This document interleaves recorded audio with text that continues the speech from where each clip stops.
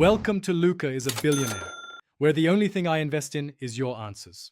In this video, I will show how to change your Jeep Wrangler AC filter.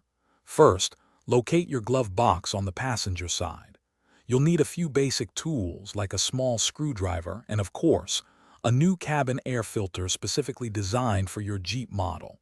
Having the right filter ensures proper air circulation and filtration, keeping your cabin air fresh and clean.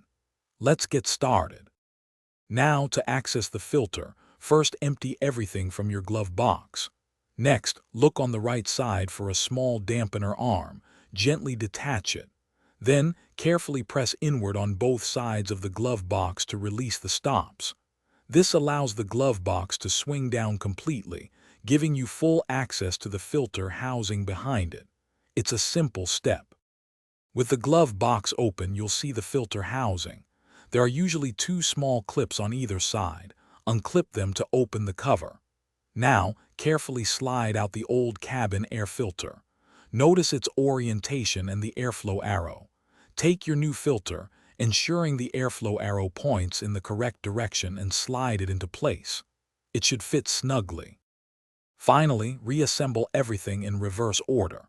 Push the glove box stops back into place, reattach the dampener arm, and then close the glove box securely. You've successfully changed your Jeep Wrangler's AC filter. Remember to check your owner's manual for recommended replacement intervals, usually every 15,000 to 25,000 miles.